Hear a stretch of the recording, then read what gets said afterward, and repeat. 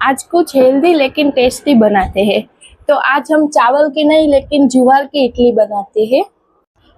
Fibre से भरपूर हल्की फुल्की और एकदम स्पॉन्जी ज्वार की इडली की रेसिपी आपको बताने वाली हूँ। तो वीडियो को एंड तक जरूर देखना और पसंद आए तो लाइक और शेयर करना।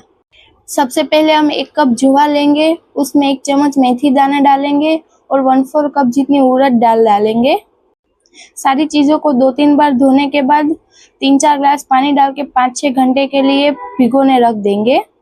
बाद में एक्स्ट्रा पानी निकाल के हम इसका एक स्मूथ पेस्ट बना लेंगे। अभी फर्मेंट होने के लिए 5-6 घंटे और रेस्ट देंगे। आप देख सकते हैं बैटर एकदम मस्त फर्मेंट हो गया है। अभी इसमें स्वाद अनुसार नमक और ½ टीस्पून बेकिंग सोडा डालकर अच्छे से मिला लेंगे और इडली मोल्ड में 15 मिनट तक स्टीम कर लेंगे। एकदम सॉफ्ट और स्पॉन्जी ज्वार की इडली रेडी है। इसको हम चटनी और सांभर के साथ सर्व करेंगे।